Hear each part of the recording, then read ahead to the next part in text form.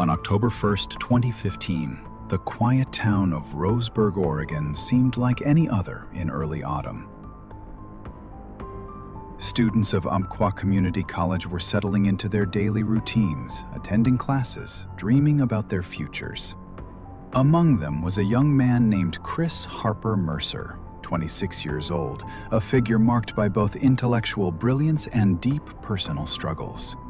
Diagnosed with mental health issues and suffering from chronic pain due to a genetic condition, Harper-Mercer lived a life largely isolated from others. His interactions were awkward, his behavior sometimes unsettling to those around him.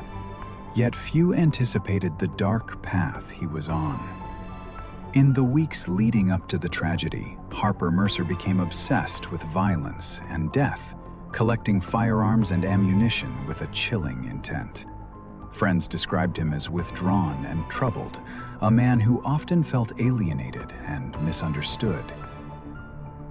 His digital footprints revealed fascination with previous mass shootings and a desire to inflict harm, though the warning signs were subtle and ultimately missed. The campus of Umpqua Community College that day was vibrant with energy. Students attending morning classes, professors preparing lessons, friends chatting between classes. One such class was an English composition course taught by Cheryl Keaton-Clemmer, a respected and beloved instructor known for her warm demeanor and dedication. Students admired her for creating a safe, nurturing space where they could express themselves and grow. Meanwhile, Harper-Mercer arrived on campus carrying concealed weapons under a dark jacket. The mood was ordinary. Nobody could guess the horrors about to unfold. Harper-Mercer made his way to the classroom quietly, slipping in unnoticed, his mind set on executing a deadly plan.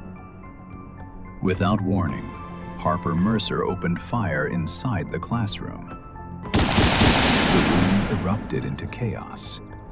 Bullets ricocheted off walls, screams filled the air, and students scrambled desperately for cover.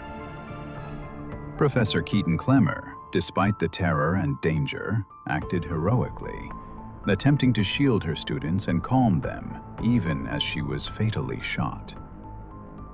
Some students dove under desks, others fled through windows or down hallways, while several were wounded in the hail of bullets. The scene was one of panic, confusion, and unimaginable fear. Calls to 911 flooded emergency lines as terrified witnesses tried to relay what was happening. First responders arrived within minutes, responding to frantic emergency calls. Local police and sheriff's deputies converged on the campus, weapons drawn, hearts pounding, knowing every second counted. Tactical teams advanced cautiously, preparing to breach the classroom where the shooter had barricaded himself. Inside, Harper-Mercer intermittently fired shots and made chilling declarations revealing his state of mind, one marked by despair, rage, and a desire for notoriety. Officers communicated through bullhorns, attempting to negotiate and resolve the situation peacefully, but the tension remained palpable. Amid the gunfire and screams, acts of courage and humanity emerged. Students who managed to hide comforted the injured and whispered reassurances, some risking their own safety to shield friends. Text messages were sent to family and loved ones, frantic pleas that would later be etched into the memories of those who survived.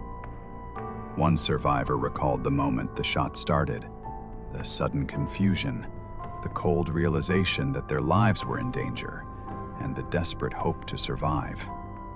Another spoke of the professor's calm voice, trying to hold them together even as the world fell apart. After what felt like an eternity, the standoff ended, tragically, when Harper-Mercer turned a gun on himself, taking his own life and ending the assault. In the aftermath, 9 innocent people lay dead, including the courageous professor, and several others were gravely injured.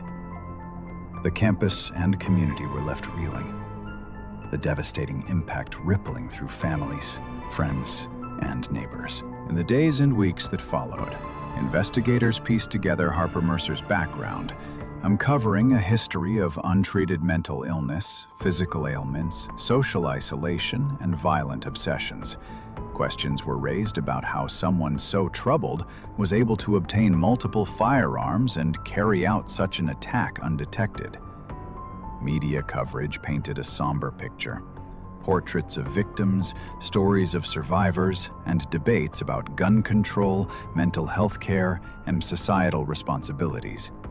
Community vigils brought people together in mourning, while families struggled to come to terms with unspeakable loss. The tragedy sparked conversations about early intervention, mental health awareness, and school safety nationwide. Survivors grappled with trauma and survivor's guilt, but also found strength in shared experience and support networks. Law enforcement agencies reviewed their response strategies, seeking ways to better prevent and manage future incidents. The legacy of the Umpqua shooting lingers in Roseburg, a town forever changed, families forever marked by grief, and a community determined to remember those lost by advocating for change. It is a story of darkness and light, of loss and courage, and a chilling reminder of the fragile line between peace and violence.